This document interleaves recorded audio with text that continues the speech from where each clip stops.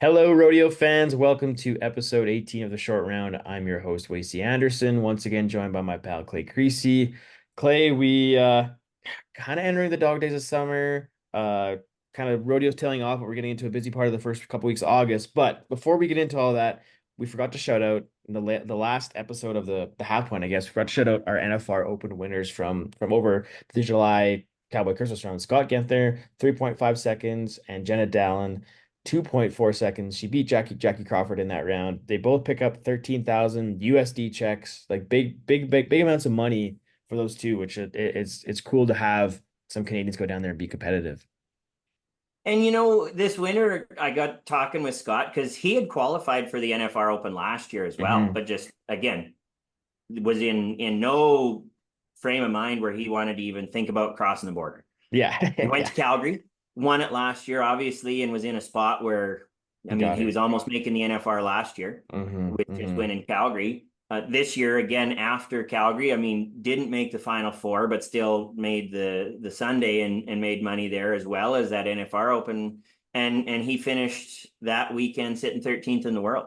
It's Yeah. just, again, he's a machine. He can lead the heck out of a little paint pony with his kid in a gymkhana too. So yeah, again, he knows how to bulldog. So he's currently sitting 14th in the world as things stand today. And I think all but 13,000 of that, or 15,000 maybe, has been won in Canada, which is an impressive feat in its own right. But so what do you think this does for a guy like him? Is he gonna try and make another NFR? Like can he do it just rodeoing in Canada, you think? I don't think so. Again, like this week alone, once that hits the standings, I think there's a huge shuffle. Obviously, we just finished up Salt Lake City and a lot of those Utah rodeos and Nampa, and we're in Cheyenne right now. So unless he was looking at entering those some of those later ones, right, the September weekend ones, Hmm. and who knows, maybe with I mean, I didn't chat with him too much here the other night, but maybe with the CFR cutoff being the end of August here now, maybe a Hmm. guy looks at entering some of those in September when you're not trying to make that decision. So That's there's that to consider. So that's a good point. One thing I didn't realize is that they're cutting off the season a little bit earlier. So I mean, it does open the door to hit some of those fall rodeos, and that's a way. So Logan Bird's our guest this week, and him and I kind of talked about that. Having there's not as much time between the end of the season and the CFR anymore, but it's a good way to stay sharp by competing at some of these bigger rodeos in the fall, with maybe sneaking into the to the NFR if you can in the back door. yeah, yeah, that again, there's some cool ones. Again, I don't know if a bulldogger is wanting to think that, oh, Pendleton's in September. I think I want to jump down on the grass with my knees just before CFR. That's yeah. But again, there's that Northwest run that suddenly again, a lot of these little rodeos that are up here in September in Canada that you were getting to so that you didn't lose your spot at CFR, they do still count for 2025. Mhm. That there's nothing to discount that. It'll be interesting how that impacts the standings for the next year. But again, you might look at things just that little bit differently. So Yeah, yeah. and well, not to be overlooked too. I think Scott's trying to shoot for his fifth Canadian title, which will put him kind of into that legend status, winning five titles in 6 years. I think it would be the case if he gets it done this year. So there's a lot of moving parts for Scott to consider and whatever. And we know his focus is up here in Canada, but would be pretty cool to see him back at the NFR, especially the more Canadians we can have, the better off we're going to be. And I guess we can't overlook what Jenna Down did, but she beat some big dogs in the breakaway roping. That win pushed her up to, I was just looking at it here, up to, oh my gosh, I just saw her name. She's 38th in the world standings now. So she's 22,001 of the year. She's about 18,000 out of 15th in the world.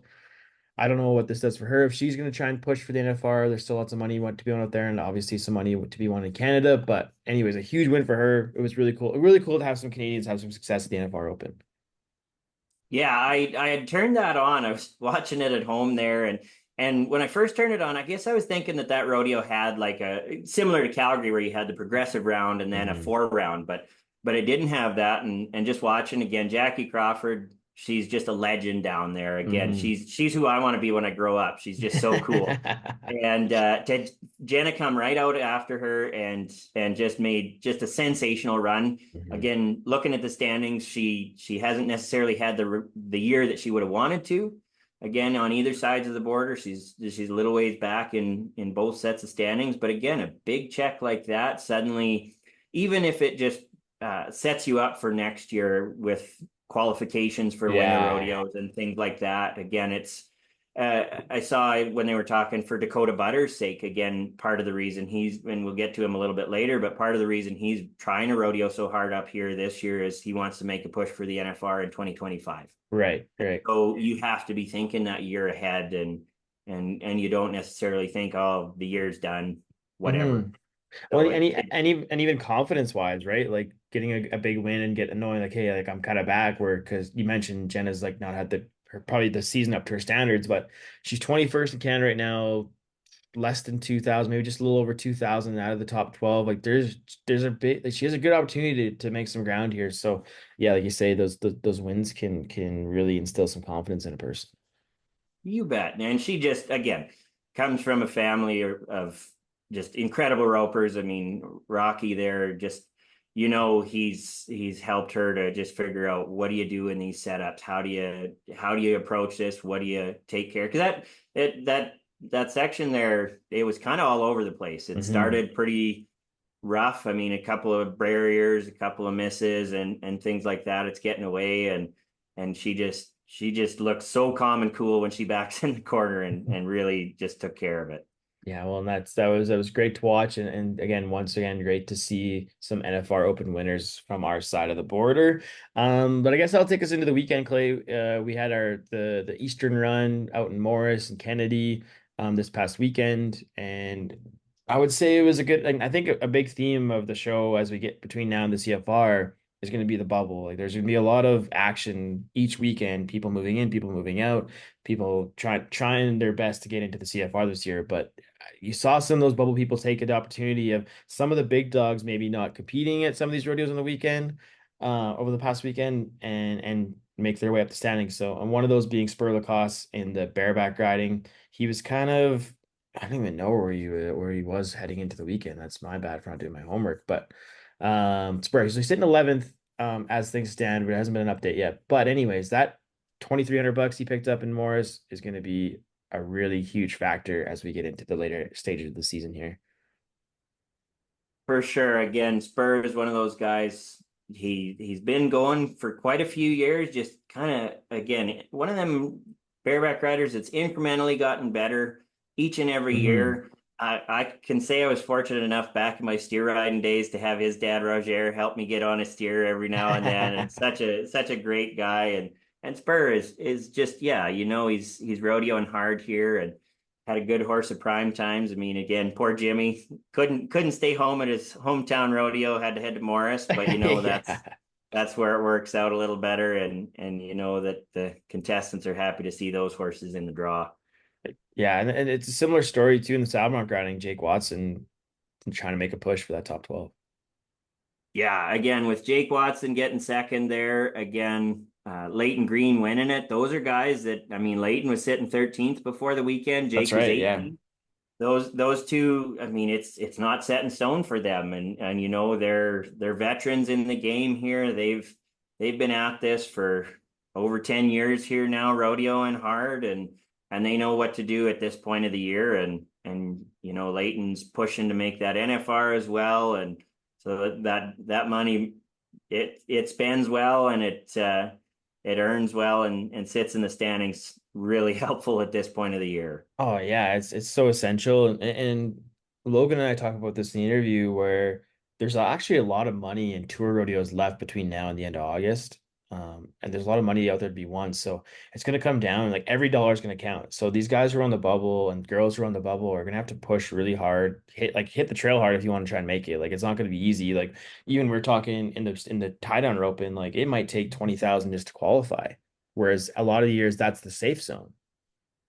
Yeah, and again, you bring up a great point how many tour events are on here between now and the end of the year. And on top of the fact, like I'd mentioned earlier, that the season ends at Armstrong. Yeah. So Yeah. contestants have to be qualified for that kind of that showdown, that one perf showdown at the end of Armstrong, and you've gotta have earned your way into that. Yeah. That's Yeah. not a given. So again, and the timing of that, again, there's nothing left after that. No. So it's a great point that yeah, as much as those mosquitoes can be scary in Morris some years, it's a super crucial event to get to this year for sure. Yeah, it's gonna be exciting to watch the race at the end. A family that had a big weekend was the Groves family, Clay. I know you really want to talk about this group, so let her buck, buddy.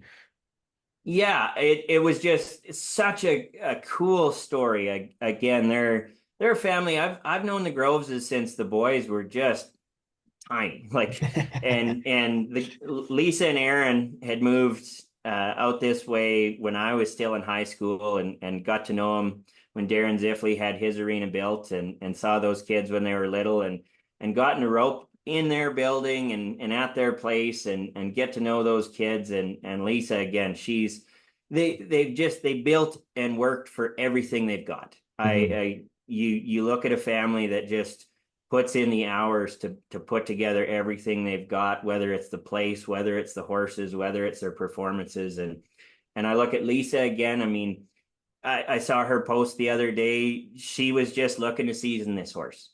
And suddenly things start clicking. I mean, she had a great Pinoca, made the 12 round there. Mhm. And again, been picking away. And this win, I mean, she blew the rest of the field out of the water. Mhm. Like it was quite a lead she had. I think there was maybe one that got a little closer by the end of it, but I mean she was several tenths ahead of the fields at a tour rodeo and everything. And again, one of the interesting notes when you look at that standings before the weekend, she was sitting 17th, Yeah. but the barrel racing you need to have 18 rodeos. And so there's four barrel racers in there that are at six rodeos and less. We don't have September even for them to go to. There's a pretty good chance that They're not gonna go. a handful of them are gone. We So look at even before, like even like yeah, Lindsay Sears, she's not gonna go. Like she has already stated that she's not making a push for the CFR. So there's one out of the equation already, and I guess there's those other ones that are kind of up in the air. yeah. So you look at that, and I mean, so right even before this weekend, Hmm. she was really one or two spots out, and so Yeah. that $2,300 there, that goes a long ways for her to earn that first CFR berth when really it wasn't necessarily even on the agenda. But it's just so cool to see her and that horse Moolah that she's got making some moolah and making that push to get into Edmonton. So. And then yeah, when it comes to the boys, Brody and Logan Hmm. again, they've roped together all those years. Again, Brody's just he can check it. And Logan, I mean, he's just a great young horseman that knows how to heel really well. They both have just Hmm. worked at their craft. I mean, Brody just graduated high school That's this crazy. year. Yeah. Like he's homeschooled, did the online school the last couple Hmm. of years so he could rodeo and go down south in the winter and just really focus on that. Hmm. And they last year, I mean, they were on the bubble. Edmonton didn't go their way, didn't make it there. They've been having a little bit more of a lean year this year, but again, it's great to see a big win for those two young guys. And Hmm. again, it's another set of brothers that you can just bank on them being here for a long time. Yeah, and that win's gonna slightly crack the door open for them. Like I said, like we talked about, there's lots of pro tour rodeos left, so they could make a push for that last spot. It's gonna be hard because it's I feel like the team opening is like as tough as it's ever been. Which kind of is a good segue into Joe Beaver and Levi Pettigrew. Joe's kind of made it known that the last thing he hasn't done in his career is make the CFR. He's got a young healer in Levi Pettigrew who's super handy, and they picked up a couple big checks over the weekend for about almost 4 grand one, and that's really going to make a big move for them in the standings and hopefully get Joe his first CFR qualification. The young guy with the old veteran, I mean, in team roping that formula seems to work. Again, if you don't factor in everything else that anybody else did, Hmm. I mean, that win in Kennedy and that placing in Morris, that almost puts him right in the CFR over top of a bunch of people on their own. Again, I Mhm. haven't looked at where everything else shook out and everything, but yeah, I mean, they're definitely here to make that finals, and yeah, I'm not counting them out, that's for sure. It's like we said off the top. I think the bubble is going to be a super exciting thing to watch as we head through the rest of the season. And I mean nothing to take away from the people having great seasons. I feel like the dogfight and the tie down rope in between Haven Medjed and Logan Bird's going to be fun to watch. We got Zeke and Lucas Moxa fighting it out for the year end season title in the saddle bronc riding. So I think there's going to be, no matter who you're a fan of or what you like, if you like the underdog or the favorites, like it's going to be a fun finish of the season. Another one of those bubble guys is Chance Butterfield. He made the CFR last year, kind of battled through an injury-filled CFR, caught a couple checks, went around, all that kind of stuff. But he's been having a slow season as well. But he picked up second or third, sorry, in Morris, grabbed a check in Kennedy, and he is looking to make a desperate push to get back to Edmonton here in October. The Butterfield name again, you can't just rely on it, but I mean, Chance is one of those guys that has just worked Mm, tirelessly.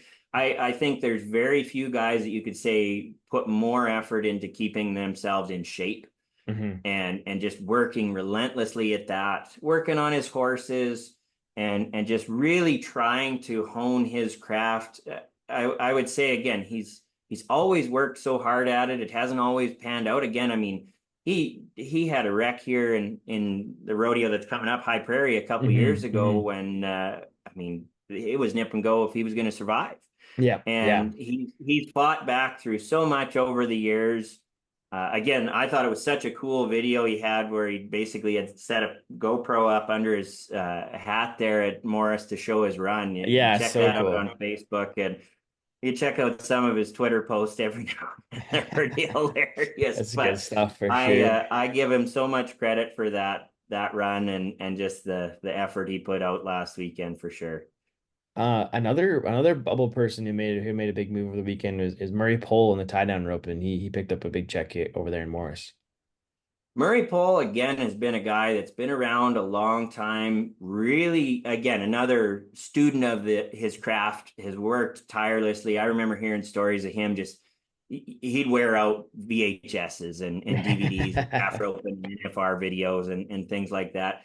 I'll still say to this day, one of the coolest runs I've ever seen was Murray at the a match rope and figure eighted a tail in the Mhm. final round and still was 7-8. It was the most incredible thing I've ever seen. Yeah. He's a phenomenal guy. I always have a tremendous appreciation for him. Things are changing a bit with the kids rodeoing as much as they are, but you know that just means he's probably wanting to be out there just as much as anything, and really cool to see him get that big win. Yeah, it's gonna go a long way at the end of the day, that type of stuff. In the ladies breakaway roping, okay, this is a cool note you have here. So Riley Dowling won, that'd be Kennedy or Morris. She won 3 seconds flat, and she's a semi-pro competitor who filled her permit. So it's always good to see the semi-pro folks making their way, and this will set her up really well for next year. Yeah, you know, again, it was a name I hadn't really heard of before, but friend of friend on Facebook shared her post about how she's again just kind of tagged along for that weekend and broke the ice there, and it's such a cool feeling for those young Mhm. competitors to get those moments. In a similar vein, there in the calf roping, we had a young Noah Hardam there who again just graduated Mhm. high school, getting ready for his first year of college, and ended up splitting second at Morris and placing at Kennedy as well. So you see these young competitors that are starting to make a name for themselves on those permits, and it's just awesome, right? Fun to Again, see. that Yeah. yeah, Yeah, it's a nice kind of injection of youth into this all. It's gonna be easy to get caught up in the races and the bubble and who's gonna make this and what, but you're gonna still have stories like this pop up throughout the rest of the year too. So almost it could be the spoilers of the show if you want to call it that. But super exciting. And finally we got bull riding. We had a couple bubble guys had some big weekends. It's funny to say the word bubble guy and Dakota Butter in the same sentence, but Dakota, he was sitting 11th, 10th, 11th, 12th kind of over the past few weeks. He heated up on the East Run, not far from home from him, I guess, at the end of the day. He won Morris with an 86 point ride, and he picked up a small check over there in Kennedy. That money's really going to make a big difference for Dakota as we head into the end of the season here. Yeah, you bet. Like I talked a little bit about it earlier, seeing the release on Morris, how not only is that crucial for him making a CFR here Hmm. and everything like that, but trying to get some money one to get into some of those bigger rodeos maybe next year and focus on the rodeo. And again, a guy like him that you don't want to say that the end is near, but you start getting to where you're looking at things that you have or haven't done, and you start Hmm. trying to think, what haven't I accomplished that I want to? For him, suddenly he's got that itch to try and nod his head in those yellow shoots. You see guys like Jared Parsonage and Jordan Hansen these last couple of years that have returned bull riders back to that event, and you Hmm. start to think, okay, yeah, no, let's do this. And so it's pretty cool. And I think again, we talk about the races at the top and how maybe those get lost in the shuffle right now. Well, I think part of that is just we'll start worrying about that once the CFR starts, right? Whereas 100%, again, exactly. the Yeah. the the bubble, whether you're getting there or not, just has that much Hmm. more Hmm. intensity right now. Whereas the races at the top mean so much more once we get there. So, Yeah, I want but to. I think Dakota is like really motivated to have a good CFR. He's really battled injuries in the fall the last few years, and I don't think he's had a CFR up to a standard in the last couple of years. So I think there's some motivation there for him to do some good and prove that he still got that championship form. I mean, he PBR Canadian champ last year. He's still got all the tools in the bag, but I think he just wants to prove it at the rodeo level once again. So hopefully he can finish the season here strong and make up a good push over there in Edmonton. But I think that's a good time to wrap up our weekend rodeo recap, Clay, and we'll send it over to our interview this week. We got Logan Bird on. It was a fun chat with him, and he's always a fun guy to sit down and shoot the shit with. So we'll throw it to that, and we'll catch you all on the other side.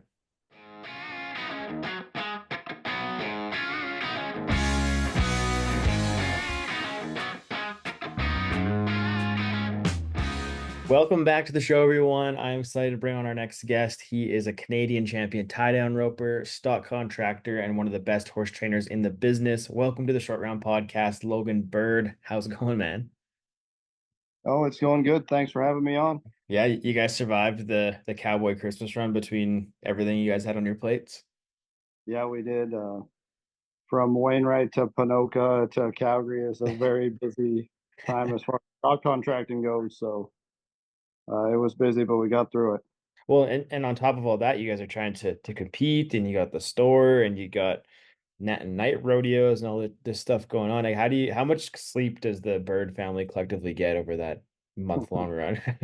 Oh, not that much, I guess. Like my dad's at Ponoka, so when you're just at Ponoka and Wainwright, when you're actually there, there's lots of downtime. But as far as Calgary goes, we're going back and forth every day. We have other smaller rodeos like Bonalto and the Nat Night, like you were saying. Yeah. Uh, we had some old timer rodeos in Bowden, so there's just a lot of stuff going a lot of different places that week. Dang. So how do you guys keep everything straight, like knowing which stock to send where and just like keeping everything in order? Like it's got to be quite the system. Well, that's mostly my job, and it is tough to know what to send where. I do make mistakes on it from time to time just because I'm only in one place at one time. So Hmm. I try to watch the Cowboy channel, watch the perfs I'm at, watch everything, but obviously I'm not in Bowden for every perf. I'm not at Benalto for every perf. I'm dang sure not at the net night all the time. So it gets tough, but I try to keep them as straight as I can and just try to decide. But it is tough. Right now we have around 600 head of animals. So Wow. trying to decide which 30 you want to send to Medicine Hat. Like last night, I just went down, sit down at night and pretty much try to go through so last night at the team roping, I went through the Ponoka, Calgary, rewatched all the videos on the Cowboy channel, trying to pick the steers for Medicine Hat. So lots of it is sorting and lots of it is just trying to research your cattle and try to figure out which Mhm. ones are best to go to the next rodeo.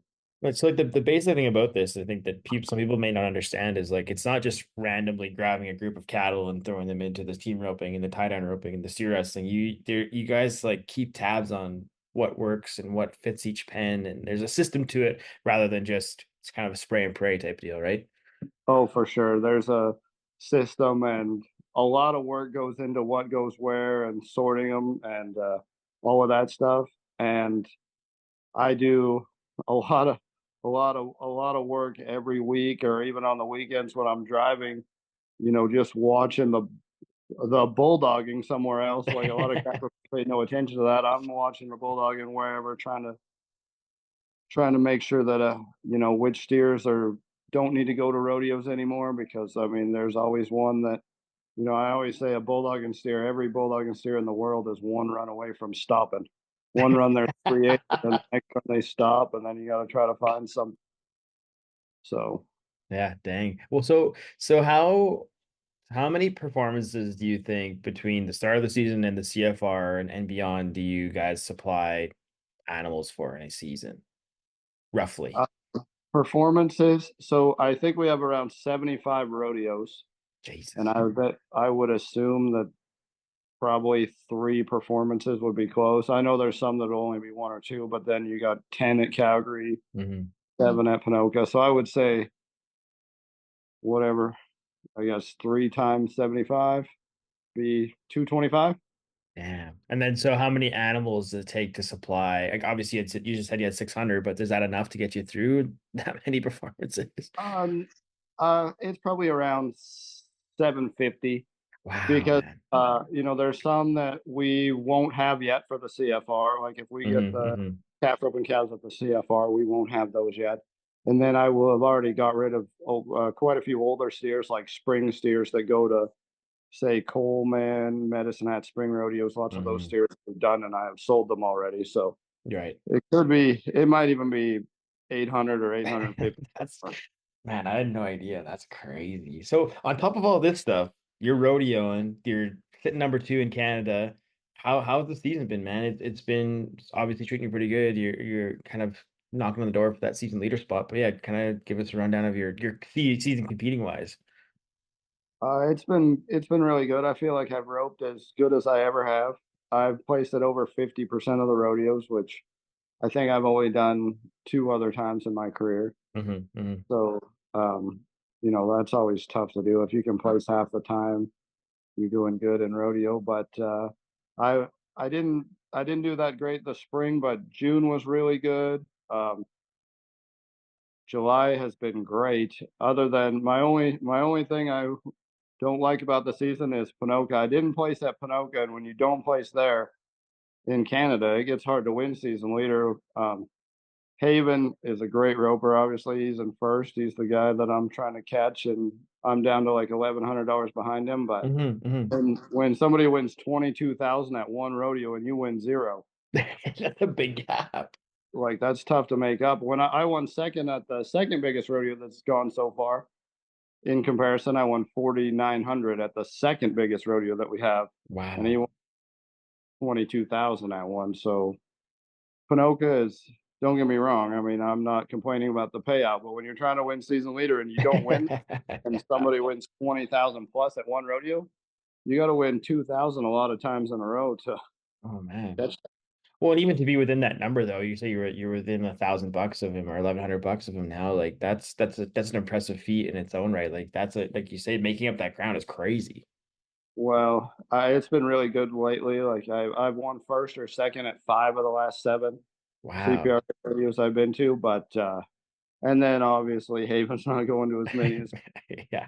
kind of trying to catch him by out rodeoing him a bit. But I But mean, you have to do that when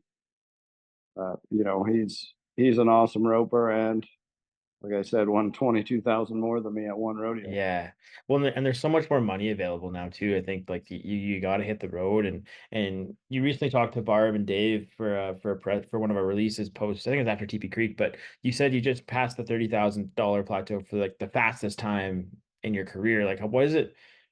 How awesome and or like how amazing is it to have that type of money available to win? Like it's crazy the amount of money we're seeing just in Pro Rodeo Canada this season. Well, it is awesome. So in 2017, which I guess is getting a while ago, but not that long ago, I won 30,000 basically, and I was the season leader by almost 10,000. Wow. Almost $10,000 lead going to the finals.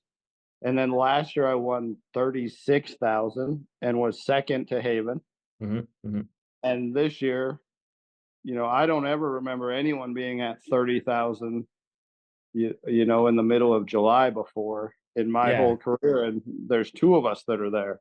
I'm Yeah. at 33,000 now, which would, That would previous almost to would the have won last you in 2 years would have 2017 won. almost. Yeah, yeah. Like previous to the last 2 years, 33,000 would have won season leader going away every single year. Dang. And it's in second in mid-July. That's So it's crazy. a tribute to lots of things. I mean, we've changed our entry fee scale. The fees are higher, and the payout scale is different. So, like for most of my career, it would pay a lot more monies, and we've kind of changed that scale. And then the committees are adding more money. Lots of committees that used to be small are just growing, and they're adding money and giving back to the Cowboys, which I really appreciate. Benalto is a perfect example. I won Benalto in 2015 for $1,300, Hmm. Hmm. and then I just won it for 2,700 Wow. It's a this year. double. So it's over doubled, Yeah. in the last 10 years, which is good to see. You know, there's a few rodeos that you'd like to see them grow and add more. They've been adding the same for 30 years, Hmm. but Hmm. a lot of them have really stepped up in the last couple of years, which as the Cowboys, we really appreciate. Yeah, and it's gonna just keep on growing, and even you mentioned there's two guys already at 30,000. You got, well, Kyle Lucas is 5,000 away, Bo Cooper, Shane Smith, like they're knocking on the door at 20,000. Like you could have five or six guys heading into the CFR with over 30,001. I would assume that we will Yeah. have at least five with 30 at the finals, and dating back to my memory, I don't remember anyone getting to 40, and I would be shocked if Haven doesn't get to 40, and Yeah. maybe two or three people at 40 before the finals even begins. Hmm. So, and it'll probably take 20 to make the finals. And I know, Right. a lot of all through the 20 teens, it was 14, 15 would make it. So the bottom holes are going up. Just everything's paying more, which it needs to because, diesel's more, everything's more. Hmm. Yeah, it's true. Yeah. Well, and even you talk about like that, there's that $20,000 like number was kind of, I would say, like the safe zone for a lot of events, even across the board. But I think that that's going to get to the point. Even this year could be the case that that's not. It's not. Like, you have to be over 20 to even maybe get a spot at some point. So I think this year 20,000 will make it in the Cafe Think Open. I so? don't pay attention to the other events, but I don't think it will be safe moving forward. Just like so, we lose those 5 rodeos with the Armstrong cutoff Hmm. Hmm. as opposed to last year. But then for olds and those rodeos that will count for next year, I bet by the time next year comes around, if if you have 20,000 exactly, I bet you won't make the finals. Dang. And I guess that would be 2025. Dang, that's crazy. Yeah, it's exciting times anyways. Exciting to see. So on top of all this, you're sitting 32nd in the world and you've won, I think, just over 40,000 towards the PRCA World Standings. So what does that mean for the rest of the year? Are you gonna try and make a run at the NFR, or what's the deal? Uh, Not really at the NFR, but I would. I've entered some. So June and July went really good, but Mhm. in the PRCA, you enter so much ahead of time that I wasn't entered at Cheyenne or Salinas or Salt Lake, Spanish Fork, you name it. It's a big month down there. So I don't really think the NFR is in my sights, but I entered some towards the end of August so that maybe try to get into, Fort Worth, Houston, San Antonio. If you get back into Calgary, I'm winning the circuit right now. So maybe the NFR Open. I think if you get into all of those, maybe Yeah. give yourself a chance for the next year. So that's my goal for the PRCA has Mhm. changed. I'm going to go to some more rodeos. Generally, I don't really leave Canada in the summer, but I'll go to a few in the Northwest this fall and try to maybe try stay in that top 30. Yeah, because that's it. Oh, go That's a ahead. testament to Canada too, because that is pretty much all Canadian money. Yeah, that's sick. Yeah, I was gonna say because even like you look at like Scotty Gunther in the steer wrestling, like he's like in the top 15 in the world, and he's won like 75 or 80% of his money in Canada. Yeah, pretty much that's Canada and the NFR Open, I'm guessing Yeah, mostly, right? yeah, exactly. Which comes from which is a trade off of the Canadian circuit. So that is cool that we have enough money in Canada that Hmm. you can be up there in the Canadian standings because that never used to be the case. I used to, No, I won season leader a couple times and still was 52nd in the world. man, it's wild, man. It's cool. Even look back the last couple of years, like Jared Parsonage and Jordan Hansen, like Jared would win 50,000, 40,000 in Canada, and that would make up 60% of what it would take him to make the NFR. It's amazing how it's even though within the last 5 years how significant the Canadian money has become. And you're seeing that with more contestants coming up here, like across the board in all the events. I feel like the competition is at the best it's ever been in Canada. Yeah, I would say so. And we have more like I don't pay as much attention to the other events, but we have That's more, fair. Bo Cooper, Kyle Lucas, more NFR caliber Canadian calf ropers than we've had Hmm. in my career. So it's good to see that, and I think a lot of that comes from Canada being better, and also the draw of my whole life we've had Shane Hanchy and Tough Cooper and Tyson Durfee and Shane Hanchy, or I said him already, Haven Magid, Yeah, guys coming up here, and just so we know the standard it takes to make the NFR because we have to rope against the NFR ropers at the CFR every year. every year. Yeah. Yeah, no, it makes a big difference that competition. So, you touched on it. You won back in 2017, and it's kind of getting to be a while now, but have you found it hard to get back to the top of the mountain and like how motivated are you to win again this year? I mean, it'd be great to win. I'm motivated to win. I 2021, I felt like I let it get away. I ended up second. I screwed up my last calf, and I felt like I let 2021 just slip away. So that is motivated me for quite a few years now. But try to stay up there close. And like I said, with the ropers there that are there now, you're gonna have Haven, obviously, Hmm. Bo Cooper. It's no Kyle Lucas, Shane Hanchy. It's no small feat to win it. No, So no. I mean, I'm motivated to win it. We'll see how it goes. I need to, finish off strong here and try to Mhm. be at least with Haven or hopefully ahead of them, but at least pretty close because if you think you're going to go to the finals and win 15,000 more than Haven, it's going to Good be luck. a tough Good luck. task. That guy, he doesn't screw up very often. Oh man, he's so impressive in the way that it just like when the pressure's on, like he just finds a way to like put that statement on. Like Pinocchio, for example, was a good example of it. He didn't really need to be that fast, but he still went under what was it, under 8 to win Pinocchio. Well, it starts with like he's such a good horseman and he's so good with his rope that It's he crazy, doesn't man. really ever miss, and he rides his horse so good that he lots of people to be 7 they got to take a throw they might miss or whatever Hmm. and Hmm. change it up. That's why he doesn't have to be that fast, but he can be because a tough throw for a lot of people is not a tough throw for him. That's the thing about it, like going to the finals with him. Lots of people, you think, you can pretty much just mark it down that Haven's going to catch all 6 and get an average check. And Yeah, yeah. like, that's what makes him so tough. There's other guys, they're great ropers, but I would say him and Kyle Lucas, I would throw him in that match too. They're going to catch all 6. So it's not like you're going to have an easier avenue to beat them. Well, and even for this year, you got one less perf to work with the CFR, so you really got to have your shit together I to guess, to I keep up guess with I them should say, boys. I guess I should say catch all 5. Yeah, yeah, there you go. I, But that's gonna throw another like kind of wrench into it all of that one less perfect. Obviously, there's more money available, which is a good thing, and maybe one less calf is better like on the body wise and the horsepower wise. But that's that's gonna be a factor as we head into the CFR in the fall. Well, I've seen a lot. Like I said, I messed up my 6th calf in 2021 to probably win it. And there's been lots of times that I've seen whatever the sixth round make a huge difference. So Right. Yeah. I mean, you take away one calf, it will change up what happens. And same reason I think one less round makes the season a little bit more important. Even it's just one less calf to gain Mhm. at the finals.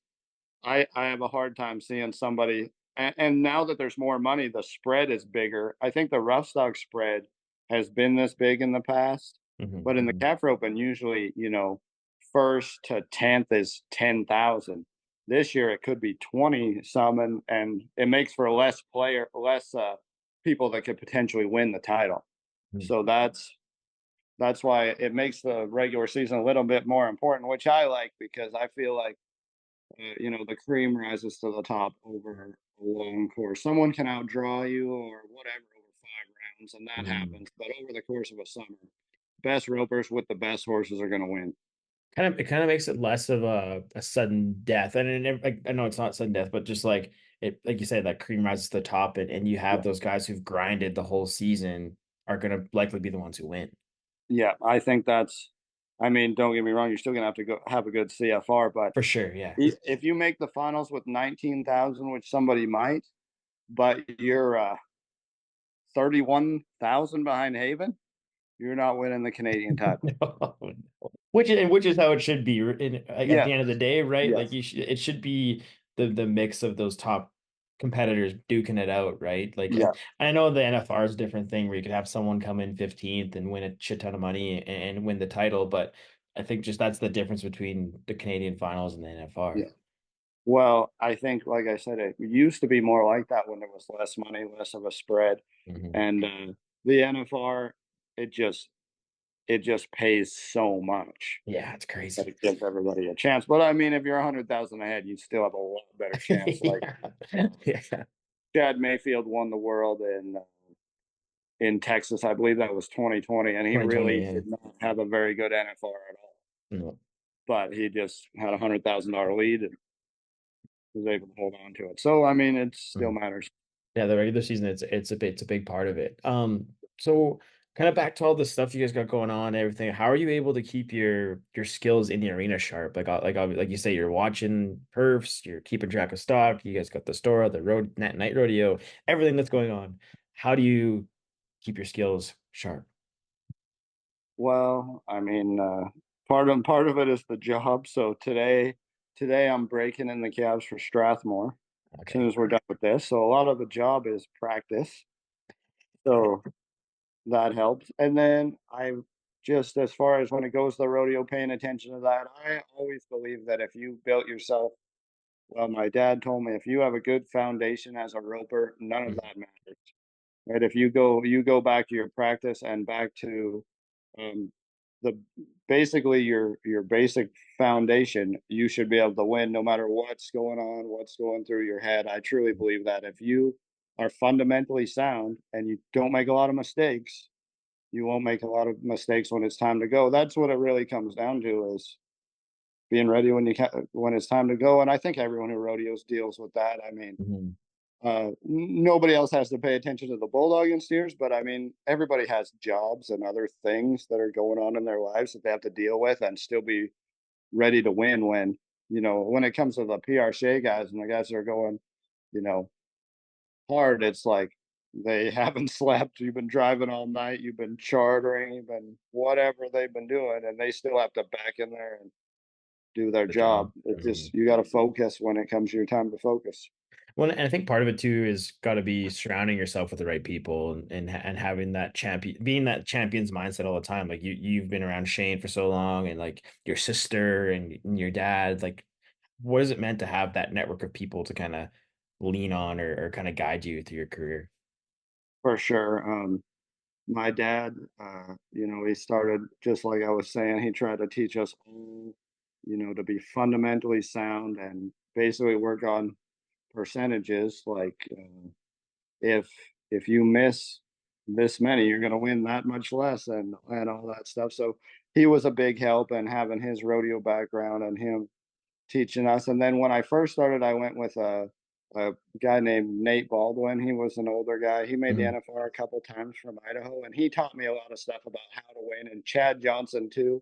Um, just especially how to win in Canada. Like Chad, he would tell me like, go look at the payouts page before you rope, which a lot of people don't do, but I still do this to this day.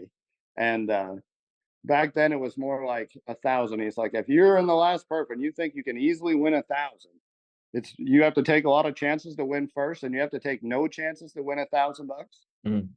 You go do that, and I've taken that to heart. Like, there's lots of times where I'm like, I can go win an easy fifth for 1,400 on this cap. That's what I'm gonna do. Hmm. So Hmm. those guys kind of taught me, I guess, how to win.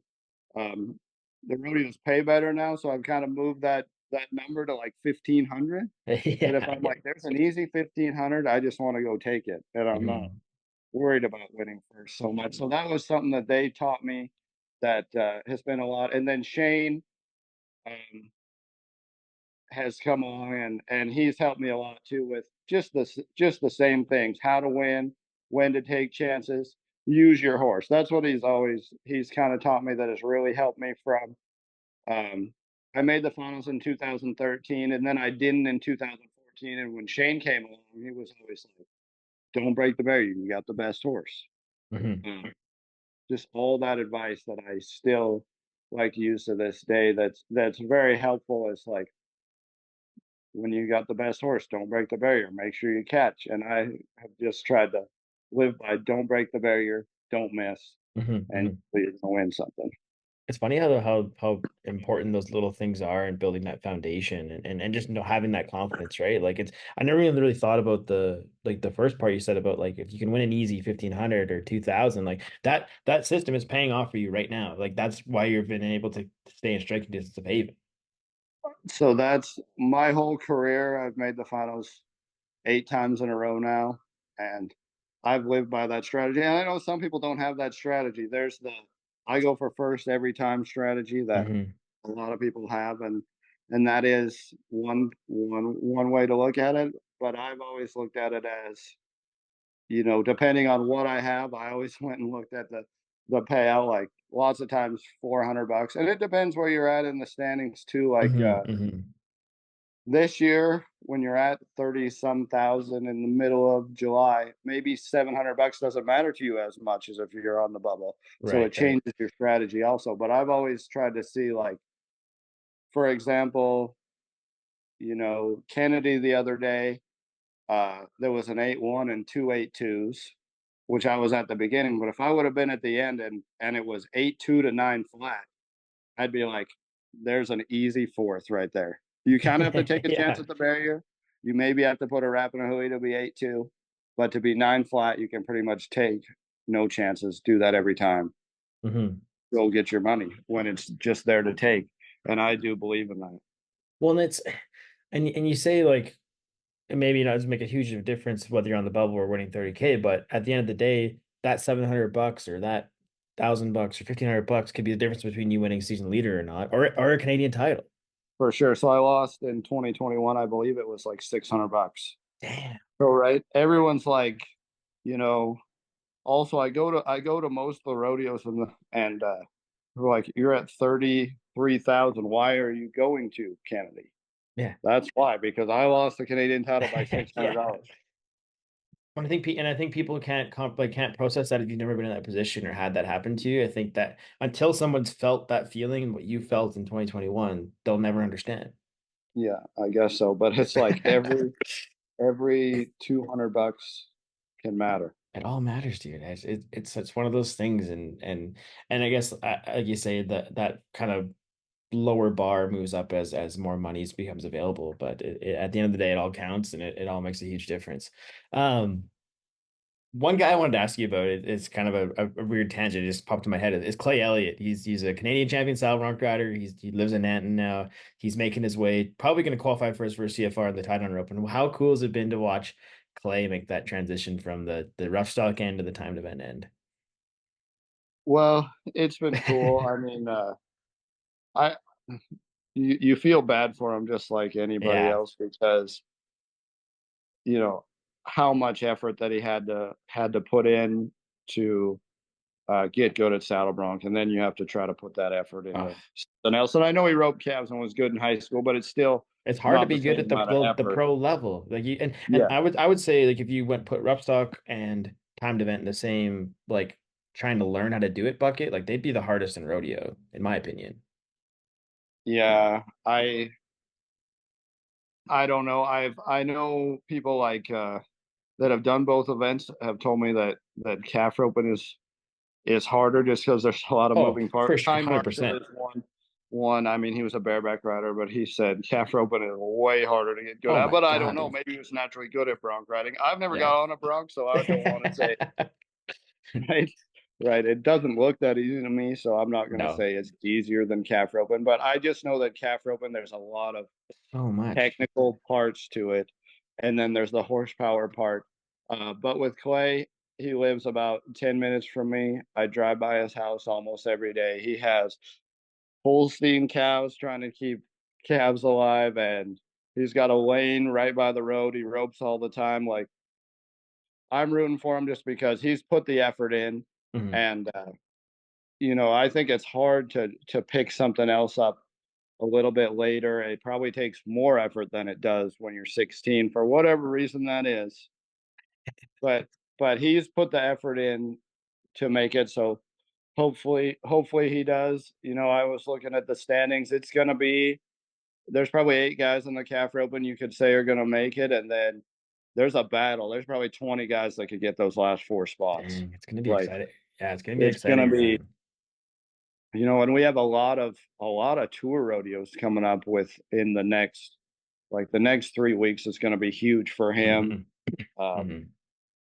Strand Dunham. I mean, you could name them. There's probably honestly at least 15 guys there within 3 or 4 thousand, and with the payout now, like 4,000, it goes fast if Yeah. somebody gets on the right roll. Oh man, it's almost like a make or break run over the next 3 weeks for those bubble guys with the amount of money available. Like they're because there's going to be those people who rise up and get the money, and they're going to start separating themselves from that group. So you really got to make some moves here. For sure, the bubble's going to be it's going to be interesting to watch. We were talking about it, and enough guys like last weekend, kind of the guys that were making it didn't really win a lot, and the guys that were like 4,000-5,000 behind had a Mhm. really good weekend. So now there's a lot of people within 2 or 3 thousand. Yeah, So and 2 or 3 thousand is probably eighth at Strathmore is 2,000 yeah, that's crazy. this year. So it's gonna be interesting. He's in a good spot, Clay is, but he for sure has some work to do too. Like he's Yeah. definitely not safe. Yeah, and if anybody knows that, it's Clay. So it'll be interesting to see how he finishes out the rest of the year. You touched on Strand Dunham. I wanted to talk a bit about some of the young tie down rubbers we have in Canada. You said we're getting to the point where we have the most NFR quality Canadians that we've ever had. I think there's kind of a new group of those guys coming in with for Strand Dunham, Cooper Rash. I mean, Bo Cooper's already made it, but he's still kind of on that younger side. But talk a bit about that next group of kids coming along. Well, I just want to say, not to take away from the older generation, the most NFR type calf rubbers we've had in my era. Obviously, back For we had sure. Joe Lucas, Cliff Williamson. Yeah, That has to be the best that's the goated. Canadian era at that time with Larry Robinson. But since my time, we have the most. Like Bo obviously made the NFR, and I totally believe that Kyle Lucas is an NFR quality roper. Oh yeah. He he just hasn't got the breaks at the right time. Like last year he just didn't get his hooey around there to win Calgary probably, and that's not to take away from Bo, but that's just the facts. He Mhm. probably would have made it had he got his hooey one time. Yep, yep. Well, it's one of the it's Um, those little things, right? but we have some good younger guys. Strand Dunham, he's extremely fast.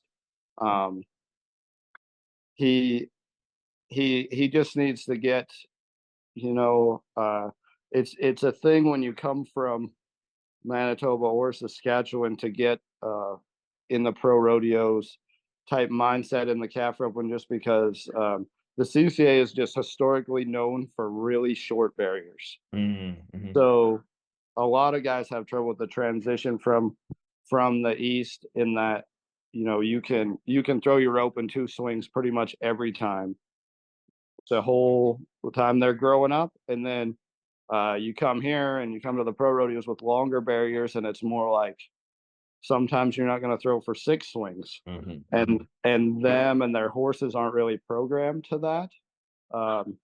You look at Strand Dunham at Regina in the winter. He won like 6,800 at our circuit finals. He was halfway to the CFR, um, and he just hasn't kept that roll going. I think he will get there and he'll be a perennial CFR guy, but he's still him, and especially his horsepower still struggles in my opinion sometimes when you get farther out there. But that's what I said. As soon as he gets that figured out, he's going to be Be tough. threatening for a Canadian title. Yeah, he's Like fast. it's just the experience that he needs of the longer barriers that it's just not the way he grew up learning how to rope. Well, and that's part of becoming a pro too, right? You gotta adapt to different environments and just learn how to win, kind of the same way you did. Yeah, for sure. Yeah. Well, I want to talk about horsepower. That's kind of you and your family are known for having some of the greatest horses around. You've been lucky enough to ride TJ and Peso. I want to talk more about those two horses. Let's start with TJ, then into Peso. But where did these horses come from? How'd you find them? And did you know right away they're going to be great? So TJ, my dad bought when he was 3 years old. He had been roped on a little bit, but he said he paid quite a bit of money for him back then, and so he had an old horse named Telly who won the FCA Horse of the Year 4 or 5 times, Hmm. and that was the best horse he ever had up to that point. So he said this horse reminded of him, so he named him Telly Jr. That's where TJ came Oh from. yeah. Yeah. So he thought he was going to be good right from the start, and then he started riding them, and then he was too much horse for me to ride till I was in about grade 10, grade 11. And then I rode him all through high school, and you know, we knew he was good. I think everyone knew he was good, but nobody really knew how good Hmm. until, I started getting into the pros, and then um, Shane started riding him in 2015 and took him to the NFR in 2015, and then from there he just got. I mean, he was pretty much always that good, even when I was riding him in high school. It's just harder to go to a high school rodeo and be like, that's one of the best 10 horses in the world. Yeah. But when you see him at the NFR,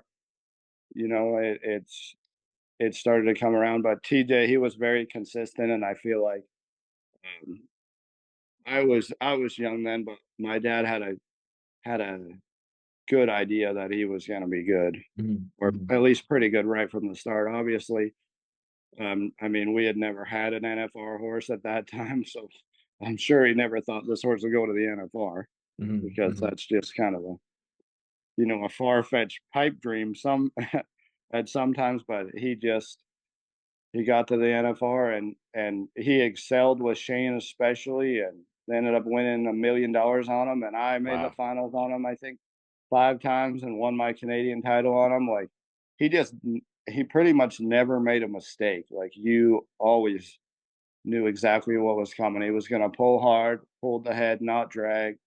So he was tough to beat. Um, Peso we got was a little less of a known factor. Jim Sandy, he's an older rancher down by Clarisholm. Hmm. He had him, and I guess he was just chasing cows on him and stuff. And I guess he had some issues in the field. He was just a lot of horse, and Yeah. we thought he was, you know, kind of the right type of build. Plus, he was buckskin for reselling. That's always handy, and he was the right price. So we bought him, but honestly, we had no idea with him. We turned him out for the summer. We bought some more high dollar prospects that we try to keep in, and Hmm. we just turned him out with all the colts for the summer, and then took him to Arizona. And it wasn't very long though. It was he still didn't have a very good stop at all, but after about 3 or 4 days roping on him, he would just stand in the corner perfect and like leave and run as hard as he could as soon as you drop your hand after like 4 days. I've never seen anything like that. And we would always say, if we can get this horse to stop, we're going to have something because Mhm. he's great in the corner and extremely fast. And once we got him to stop, he's he's outstanding. He's tough to beat. That's so how big was the gap between TJ and Peso? Like were they pretty close overlap wise, or I can't remember exactly the changeover there.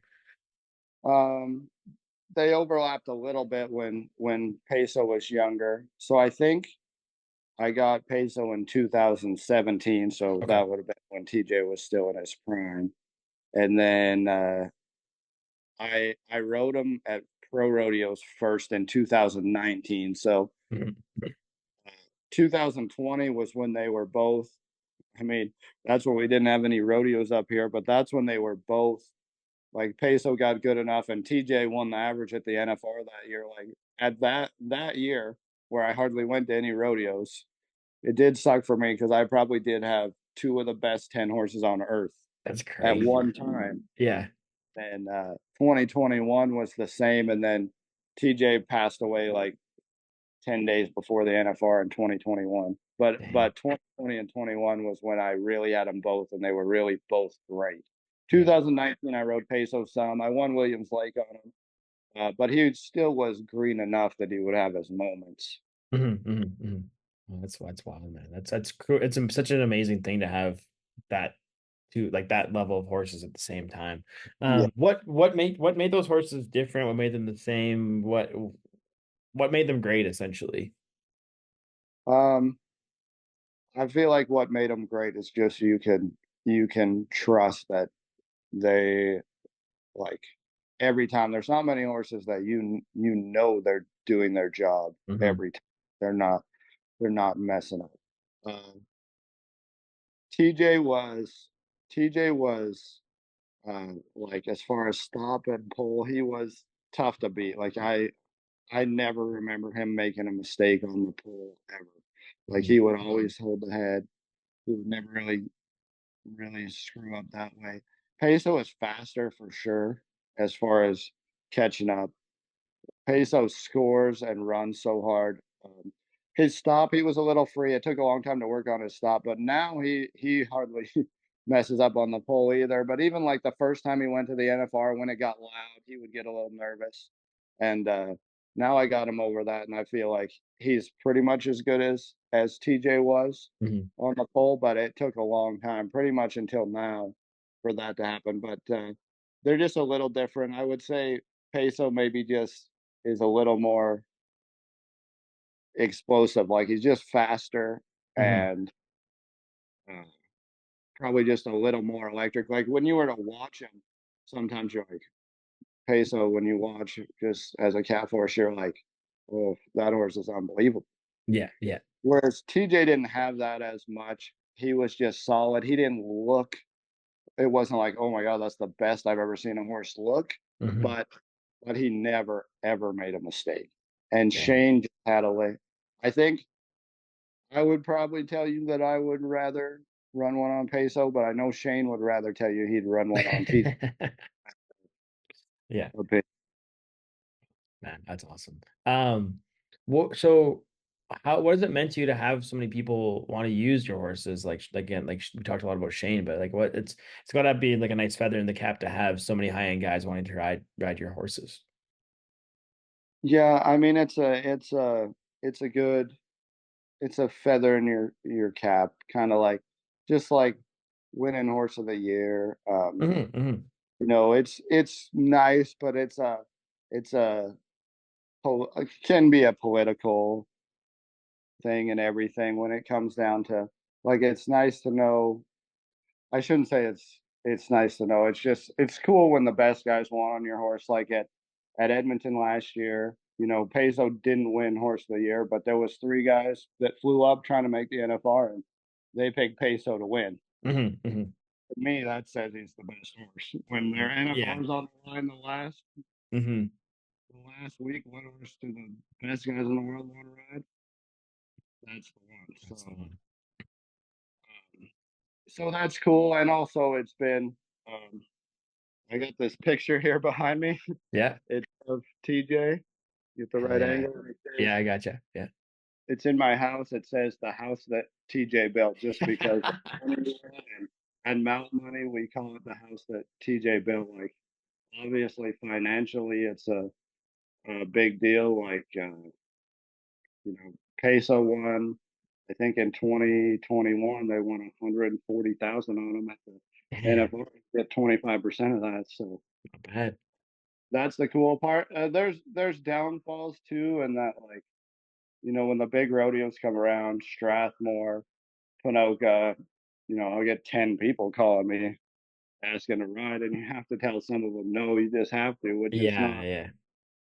not, it sucks to be like, no, you can't ride them, but at the same time, I can't let them go 10 times at Pinoca. No, no. So there is downfall. Sometimes you make people mad just because you're like, sorry, man. And they're like, how come he gets to ride him and he doesn't? And I'm like, well, so kind of I let the same couple guys on a lot of the time, and then Hmm. most people they just don't get to ride them, which is so. Like I said, there's good and the bad with it because you just don't need your horse going 4 times every rodeo. Which Peso pretty much he hardly goes to a rodeo where he only has to go once. Like usually there's me and someone else almost all the time. So there's definitely a downfall to having people wanting to mount out all the time. So Yeah, it's kind of you got to find that perfect balance of it. Do you have another superstar in the making or string of horses? Like who's your next TJ? Who's your next Peso? What's kind of the succession plan? I guess we could say. so I have about 6 right now, and I couldn't really tell you which one. I should kind of go through. So I have one named Sam that Morgan Grant rode at Pinoca. He actually ended up fifth, so he almost made the final four on him. Mhm. And I've let a lot of people ride him. He's a good, solid horse. Voodoo, who I took this weekend on the East Run, he hadn't been to too many rodeos, but I was 8-2 and won split second at Kennedy on him. Perfect. So so they're starting to go. They're 6 years old and they're starting to go. I actually have Peso's little brother. He's 4. He looks exactly like him. Like if you'd never know. He he's starting to work. I mean, he's green. He's a long ways away. It's tough for me to say that any of them are going to be TJ or Peso, just because Yeah, that's true. That's until they for do. me That's to the get thing, a right? third one that good would be.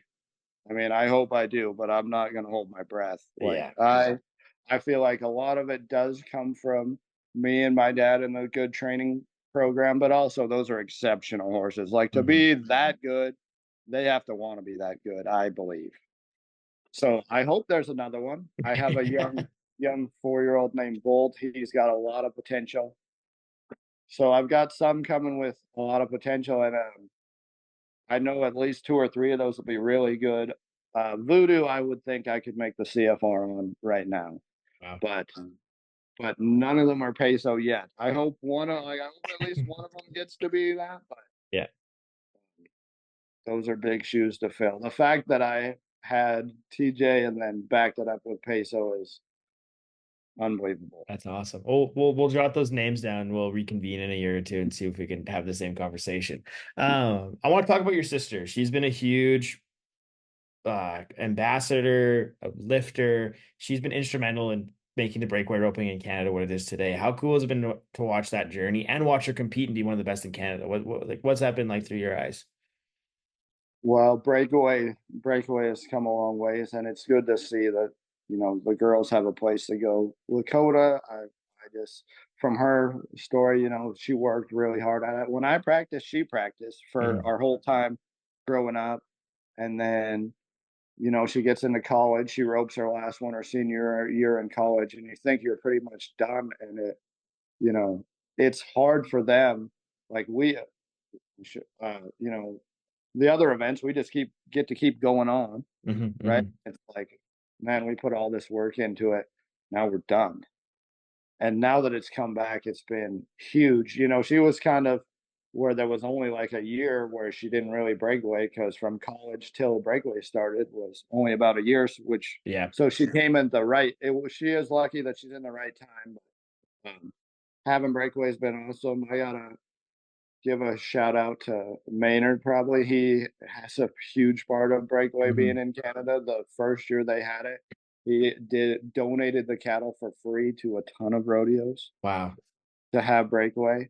So, I would say he is as instrumental as anyone for in sure. breakaway coming up because these rodeos be like, how much for breakaway? We don't have an extra money. And that first year, he would just give it to them. And even now, probably, I would say that breakaway is a losing proposition for the stock contractors. Hmm. Hmm. Just because if you say what you actually need to make it work and make money, the committees will, no, we shouldn't say all of them, but a few of them will be like, okay, we're just not going to breakaway that. Yeah, yeah. So, and probably all the contractors are the same at this point. But I know that first year he did a lot. And Lakota, she was always on the phone trying to get sponsorship because they do a lot of their own sponsorship for the finals Hmm. and the circuit finals and even some of the rodeos. So they have to deal with a lot more than the rest of us have to deal with. They got to try to raise money, get their own sponsors.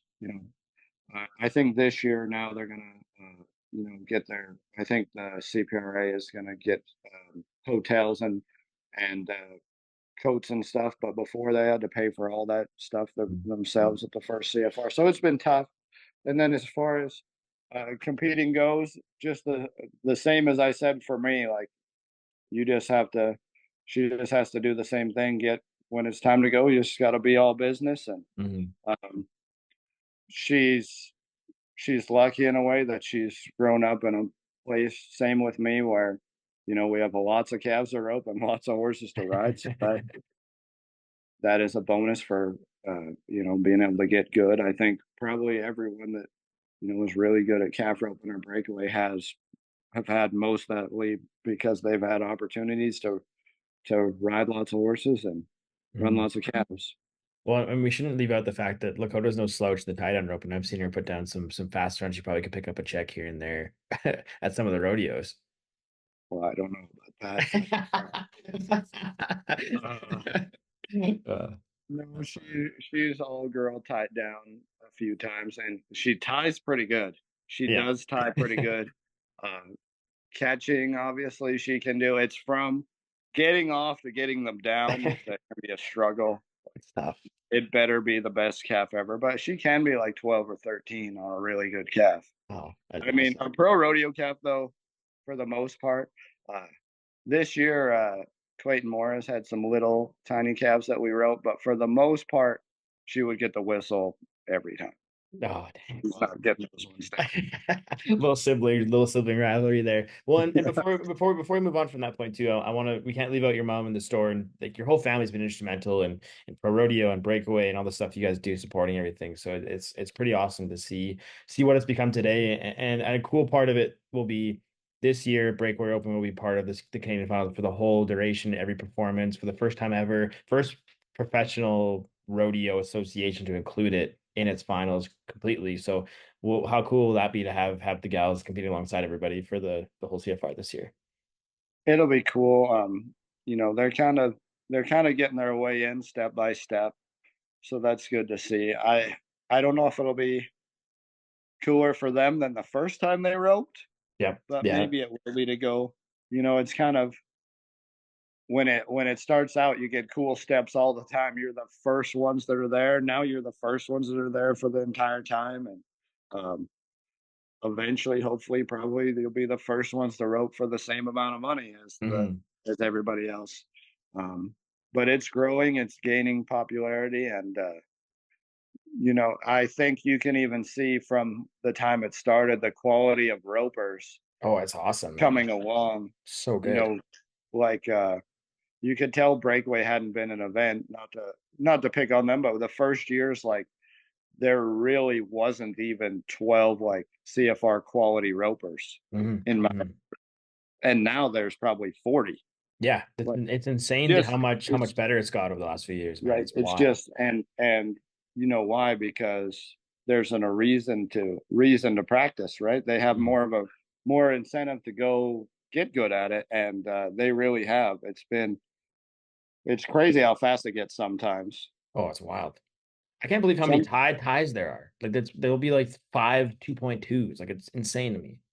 Yeah, it's just when it gets that fast, I guess it comes down to I believe a lot of it is just like how fast they lots of the runs look the same to me, and somebody wins on how fast they drop the flag or how fast they Mhm. stop the watch. But that, you win some, you lose some in that game. But there's just so many of them, and like the PRCA rodeos, it's crazy. Like you just gotta there's 180 breakawayers, and to be in the top 10, you gotta just come across there and throw all your rope. Like Yeah, yeah.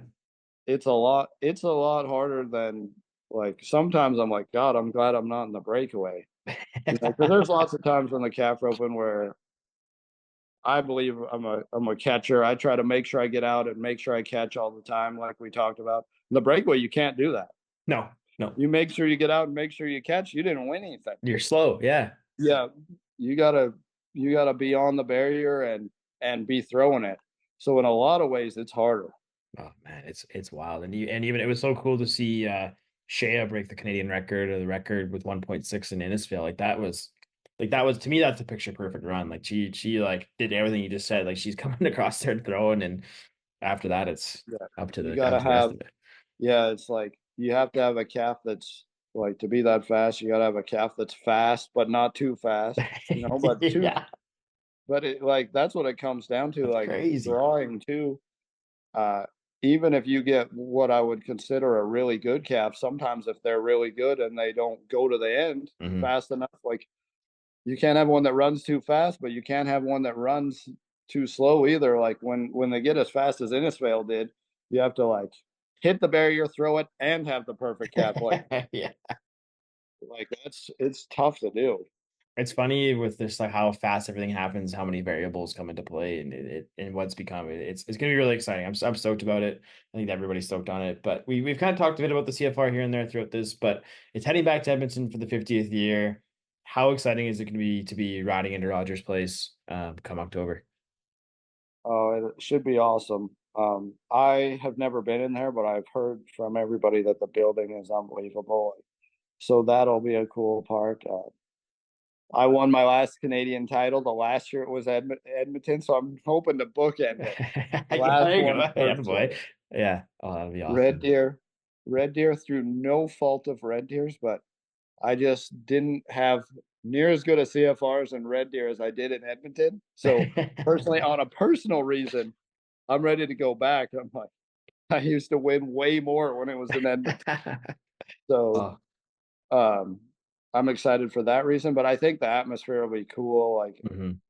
obviously, just that good of a building and everything that comes along with um, a bigger city, more fans. Well, hopefully more fans and Well, and just and a world class venue and all that stuff, man. Like it's I think the way things are shaping up and the way where the quality of rodeo in Canada is, I think it's going to be a we're gonna blow the roof off that place come when it happens. I think it's going to be awesome too. I also like um, just from a contestant standpoint, I always felt like we had uh I shouldn't say a disadvantage, but like I always rope the best right now, the middle of the year, like when you're going to rodeos you go to, 4 rodeos a week and make 4 rodeo runs, Hmm. just easier to be uh, ready to go than when you're practicing. And I always felt like we were at a slight competitive disadvantage in that, everybody from America goes back to America and keeps rodeo and we sit up here for 6 weeks in the cold and Yeah.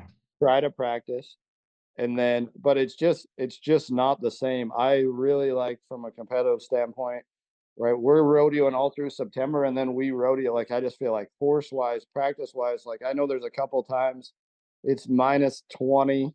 I'm going Yeah. over inside trying to practice because it's the last week before the CFR. You don't want to not Cramming it practice, but it's in. Yeah. -20 and I don't know if you're actually gaining.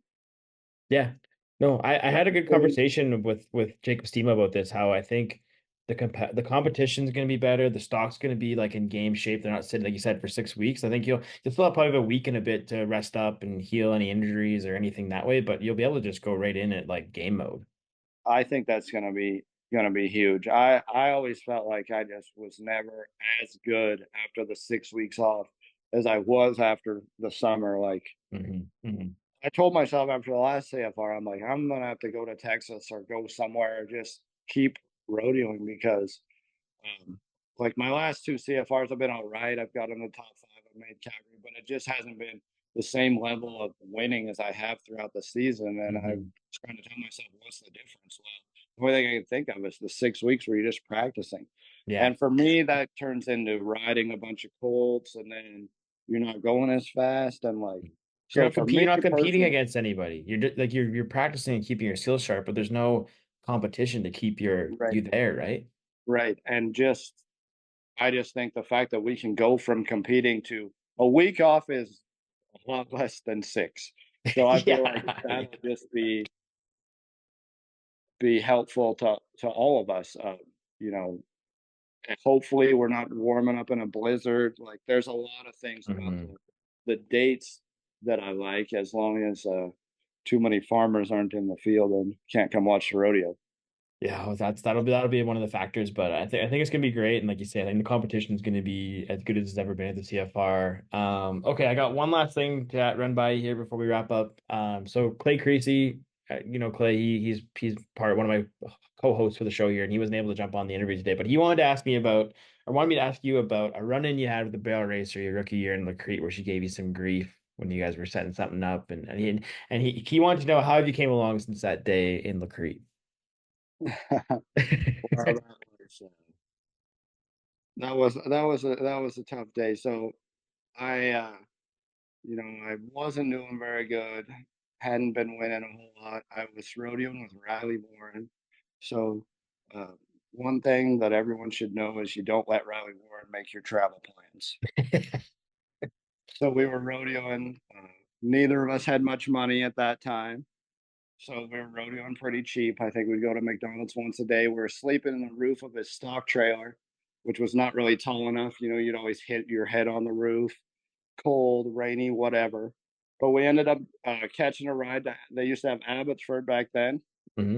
Catching a ride to Abbotsford, Abbotsford to Grimshaw, Grimshaw to Lacrete, and then they have those pens at Lacrete, and our ride was in the first perf, and they left, and our other ride was Kai Marshall and four bareback riders, but they weren't coming till the last perf. So Kai used to rope calves, so he had a horse, so he had room for our horses. They didn't really have room for us to go to Dawson Creek, but anyway, we're there for a day and a half with nothing. Like we don't have a truck, we don't have a trailer, we don't have anything. Our saddles are on the ground. So anyway, this barrel racer had, they have 5 buckets in the pens, holding pens for someone else. So I asked this particular barrel racer if we could use one for the night because the ferry was, at that time, the ferry wasn't 24 hours. So we asked if they weren't coming till morning. They said they're not coming till morning. And we're like, could we use the pen and not and take our horses out the next morning before they got there? And she said, "No, you know what the bucket means."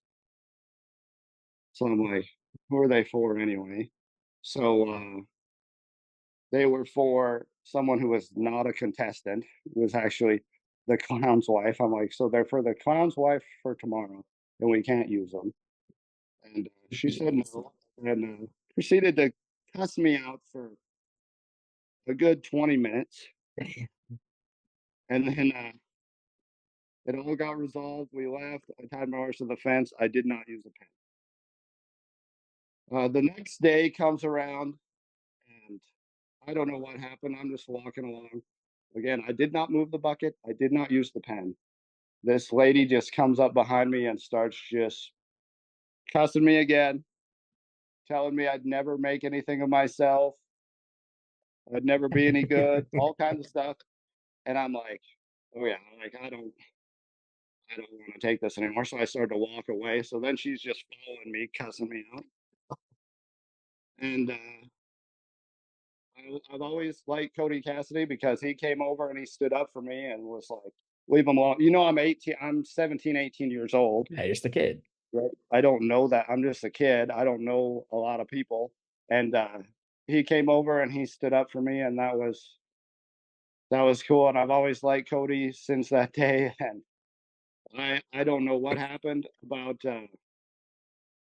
maybe 2 years later, the lady apologized, but to me, it was actually crazy. I don't know.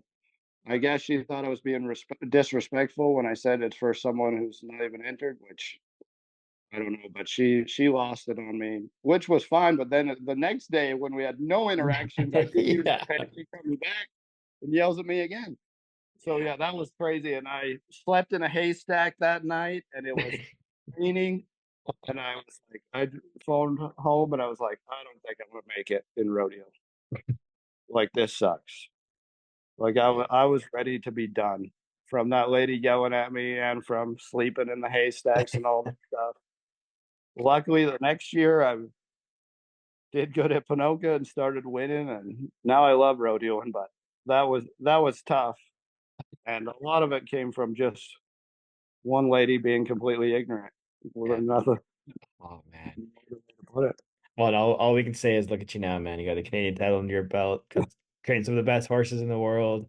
You got it Yeah, all going on, man. So and you're in good shape to pick up another title this year. So I think that's a good place to leave it. I really appreciate the time today, Logan. It was a blast. And we'll catch up with you down the road this summer. perfect, awesome. Thanks for having me on. I appreciate it. Sounds good, buddy. Okay, well, this has been episode 18 of the Short Round Podcast. We'll be right back right after this.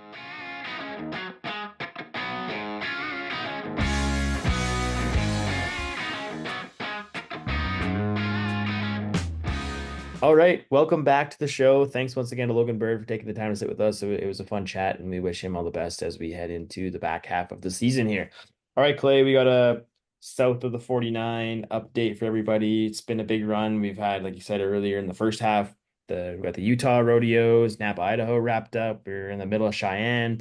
Salt Lake just wrapped up. So I think we'll kick things off talking about Oren Larson picking up the win at the Snake River Stampede in Napa. That win's going to go a long way for him. I know he was like sitting in the top 20 heading into that weekend. Now he's kind of knocking on the door of the top 15. I think Oren's really, really wants to make a push to make his 10th NFR. I think it'd be his 10th consecutive NFR, which would be a Canadian record in the bareback riding. So, I mean, cool to see Oren make a ride. Ugly get off, so hopefully he can stay healthy through the rest of the season. But it's good to see our Canadians pick up wins at those big rodeos. No doubt. Again, Orange rodeoed just tirelessly throughout his whole career. Again, just made a living at it. He's carved out a niche for himself. Has worked up and down the road, and again, just he's made a name. Again, it was a typical Oren Larson ride. You get those legs rolling, you get rowling out there, and just yeah, it was a great ride and cool to see a big win there for him. Not an easy horse. That Prairie Fire of is that Survey? I think it is Surveys. Anyways, someone could fact check me on that. But anyways, that horse really bucked. You can see at the end of the ride, just he bucked Oren off at the end of that ride. So kudos to him. We're stoked for him. Hopefully he can keep pushing and make his way back to he'll be back for the Cheyenne semifinal late. I think it's tomorrow or the next day. So yeah, hopefully we can see Oren keep on rolling here. Another rodeo that wrapped up would be, I guess, last night. I guess today's Thursday. This would have been Wednesday or Tuesday. Was the Salt Lake City? What do they call it? Days of 47. Yeah, the days of 47. And it was one of those things where, again, Canadian, not necessarily all that knowledgeable, but start looking at the schedules on Spanish Fork and Salt Lake City and those Utah rodeos. And I was like, why are they ending on a Wednesday? And again, it's called the Days of 47, and it ends on the 24th because that goes back to when the Brigham Young and the Mormon following were the pioneers that moved out there. That 24th is considered Pioneer Day. It's a huge day in Utah. So you'll see a lot of those rodeos end on that day. And Interesting. so yeah, it was kind of a neat little bit of fun fact of the day, man. Yes. Yeah. So again, big rodeo. Again, they've turned it into, again, the Olympic tradition of Salt Lake City I think just was a great fit for this rodeo. It just adds kind of an extra something to it, and you see some medal wins from Canadians there. Again, Dawson Hay with a bronze, the Graham brothers kind of getting a bronze because the team roping kind of didn't go the way a lot of those guys would have wanted, but big rodeo nonetheless. I mean, again, another one that pays 13,000 to win. Yeah, yeah. No, it's a big, but these rodeos have big impact on the standings, as we know, with the NFR Open and Oren winning in Nampa, and I think another fun fact to add to the Salt Lake City thing, they just announced the 2032 Winter Olympics are heading back to Salt Lake, so it's kind of funny to have that Olympic theme at the rodeo and then they announce it. It's kind of a neat way to put a bow on the whole Salt Lake City deal. I guess now we're in the midst of Cheyenne, another big rodeo. As you have written down here, Clay, Zeke went 90 in his round. Oren Larson's coming back. I think Ben and Logan finished 1 and 2 on their day. Jake Gardner and Kyle Brown stuck in there in the bull riding. I'm pretty sure I saw the Graham brothers getting back into in the team roping. So there's gonna be a lot of Canadian contact in the daddy of them all semifinals here in a couple days. Yeah, and again, the Graham brothers, I think, and this is just to point out the differences in setup. Again, you look at a rough stock guy, sure, arenas can be bigger, smaller. The grass at Pendleton kind of changes things a bit because stock isn't used to that. But at the end of the day, you're nodding your head in a chute, you're riding for 8 seconds, the animals come and go. It's very similar. Whereas when you get into timed events, you go from Salt Lake City, where the Grahams are 3-7, to where they're really happy with a run of 9-8 in Cheyenne. Oh, it's crazy. And so, I mean, the versatility that they're showing in this run, again, I think we talked about them this winter, and how they're knocking on that door, and right now they've been doing this north of the border, and last year they had a strong summer down south, but I think they're even rolling even more right now, and I just hope it keeps carrying on for them here in the next bit. Well, I think, like you said, we talked about it this winter where they learned some lessons last year and they've like turned that into that winner's mentality. And we've seen it up here for years now, but I think they have that little bit of an edge now versus last year, where I think that's going to push them over the hump and get them down to Vegas. So hopefully they can keep doing work. Same thing with our boy Oren. We hope we can keep on pushing through. And we have kind of a back to the saddle bronc riding. There's quite the log jam at the bottom of the PRC standings. So right now we got Leighton Green in 19th, Lucas Moxa in 18th, Colby Wanchuk in 15th, Dawson Hay in 14th, Ben Anderson in 13th. So I don't know how this is going to play out to the end of the year, but we could have a 1, 2, 3, 4, 5, 6, 7 Canadians in the saddle bronc riding at the end of the day if these guys can get some rides put together and win some money. And I mean, it's not going to be easy, and it's probably unlikely just given the level of competition, but it's going to be a hell of a run on the bubble side in the saddle bronc riding as well.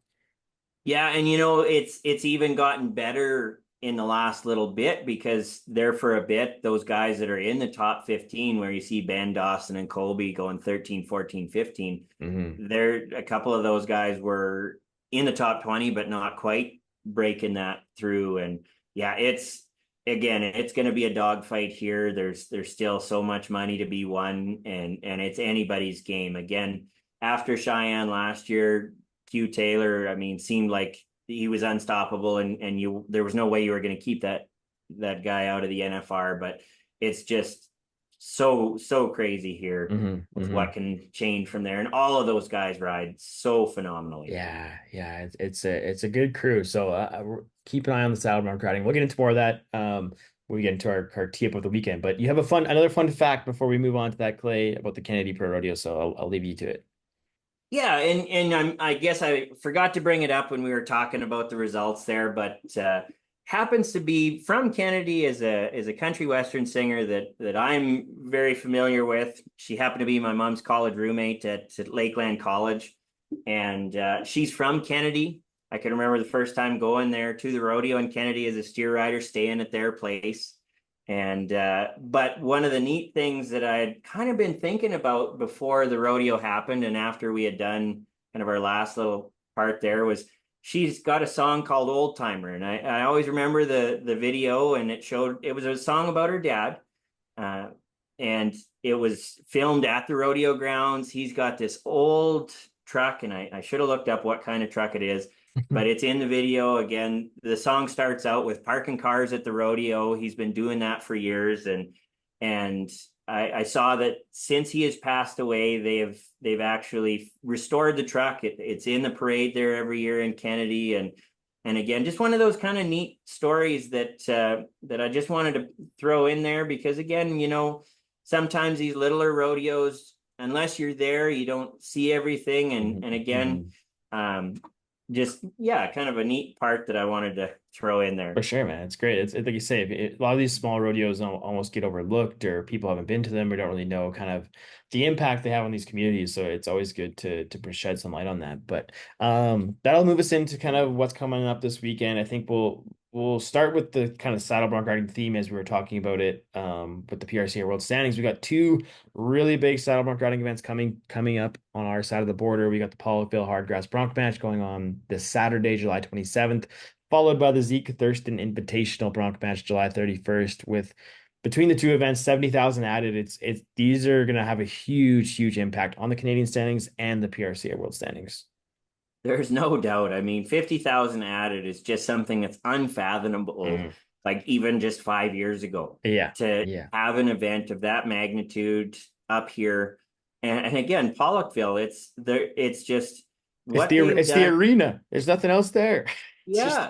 Yeah. And I always kind of wondered, it's like, what was going on there first that kind of sparked this idea? And it was one of those, the old testicle festival, right? Where you have you're eating calf nuts, and it was just a gathering of your ranchers. I mean, that's ranching country. Oh my God. It's absolutely, that's the best thing to try and do with that type of territory. And so that's a long-standing tradition. And again, bronc riding comes out of there. You've got Nate Horner and all of those crew in that area that just really made this into just something that's just incredible. Oh, it's a world-class event, and I associate it closely with the Glenn Keely Memorial PBR. It's one of those things where there's just the energy that comes into that arena. You got Brett Gardner, Bob Tallman on the mic. You got the best saddle bronc riders in the world. You got the best horses in the world.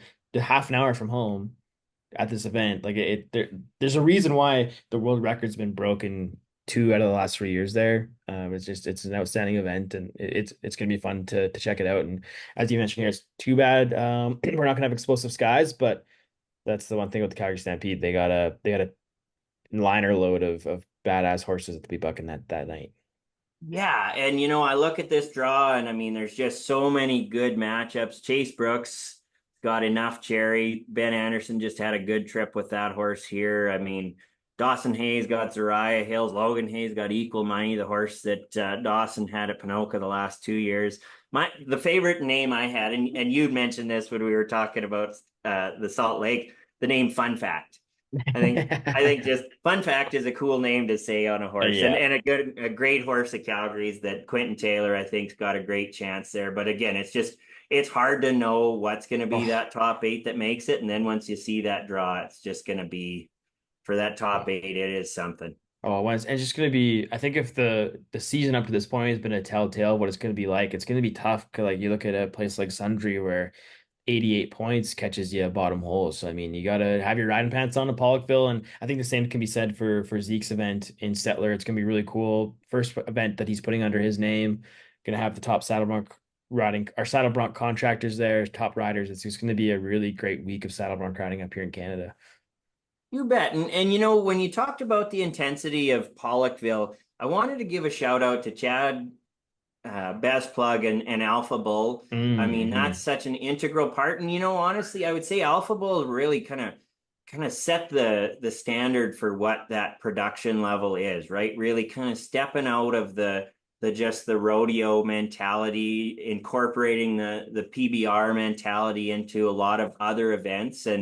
And that's what's really, I think, helped to raise Pollockville. And now you got Tanner Byrne and his end of things stepping up with Stettler. Again, he's huge on this. I mean, Zeke and him have been working tirelessly to make sure that day one, this is going to be a phenomenal event. And again, you got Calgary again. but you've also got outlaw buckers there. You got C5 have horses. I mean, again, it's going to be quite the event. And cool part that I wanted to make a little plug on, my next article is about a horse that I'd mentioned how it'll be making an appearance at the Zeke Thurston Invitational. And not only that, but Zeke himself was getting on Little Muffin of Outlaws. So that's one I got a little bit of pride in watching for sure. Oh So yeah, it'll it's be a gonna. heck of an event. And it's cool. I think Stettler, I mean, they've had their steel wheel stampede there in June for quite a Mhm. few years now here with a rodeo, and they've brought in a just kind of an open, non-sanctioned bronc ride with that one to memorialize Jerry Sinclair, Mhm. who's a legend in that territory. It was a tremendous person that great to get to know over the years. But this event has kind of sparked a whole other set of events for the Mhm. community. I mean, there's just a ton of things happening in town. I saw there's like another fair. I mean, you can enter your duck and your pig and your everything in there, and I saw there's bouncy castles, so I'm pretty sure now my son's going to be coming with us to watch it. Just again to see what that Ag Society and Stettler has done since they've revamped that arena is just phenomenal. Like Mhm. it's Mhm. just really they're bringing some high quality events to that area.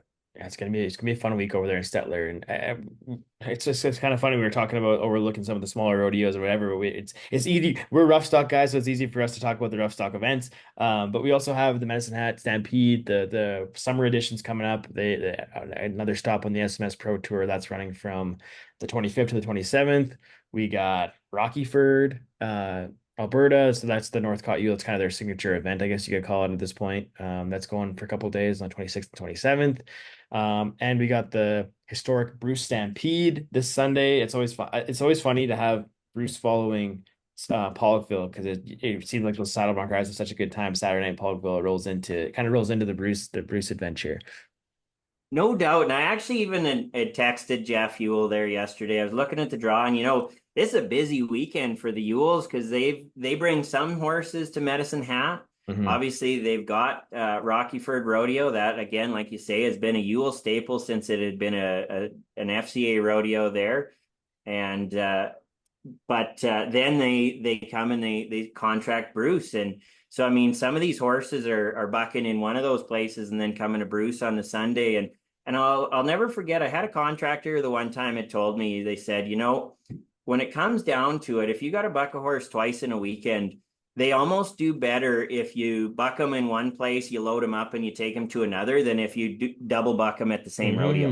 Hmm. Hmm. Hmm. And so I've always kind of kept that in mind. And so you see there again, these horses, they don't weaken when they come to Bruce. And Hmm. I mean, you see the horse they won Calgary Stampede on, that Mary Lou's in the draw, and that's just, again, Bruce is a little rodeo, but they pride themselves on that rodeo. The stands are full that whole day, and again, to see that draw in that bronc ride, and it is going to be tough. I mean, some of those guys might be a little groggy, but they can shake it off to still make a heck of a ride there in Bruce.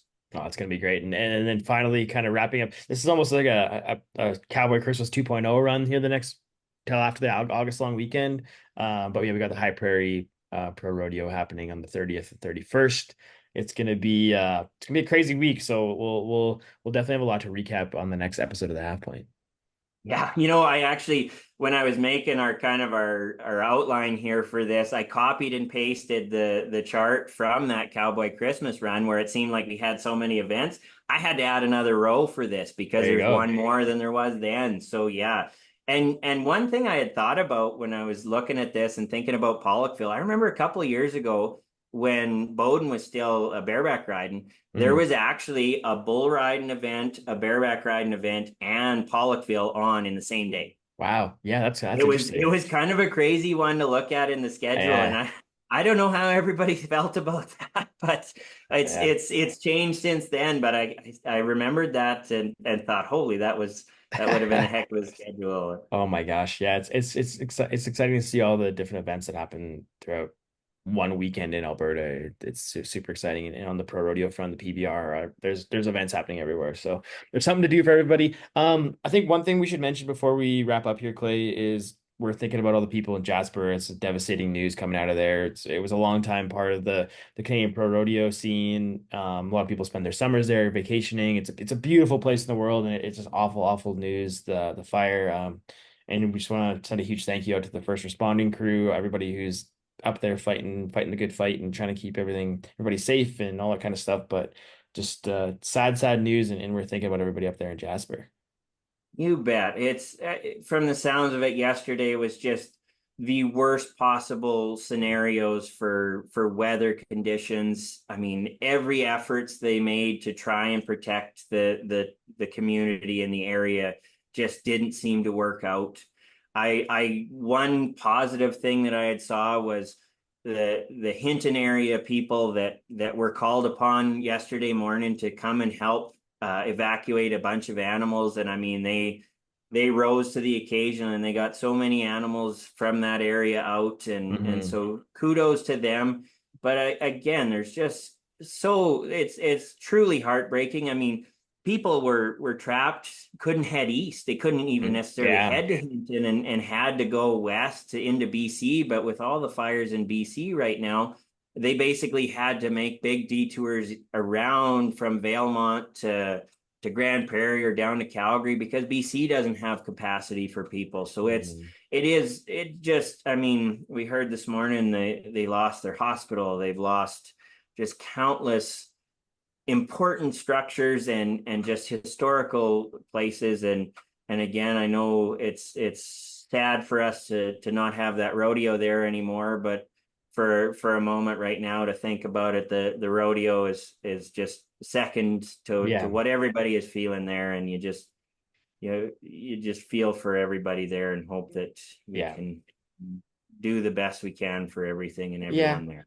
And I think that this will be another moment where we see Albertans and Canadians come together. We saw it with Fort McMurray and everything there. So I think it's sad, but Albertans are resilient, strong people, and I think we'll be able to come back and make it better than ever. So just once again, thank you to everybody involved on the first responder side. Like that, they're the unsung heroes of all of this. They're the ones fighting the fight and putting their necks on the line to make sure everybody else is safe. So yeah, we just want to send our thoughts and prayers over to the folks of Jasper and everybody involved there. So, but on that note, Clay, I think that's gonna wrap it up for episode 18. It was a good one. We'll catch up with you, I guess, next week for the third or fourth episode of the half points. The half point. Yeah, so we'll be back at you here, back in your ears in a little less than a week. So that will do it for episode 18 of the short round.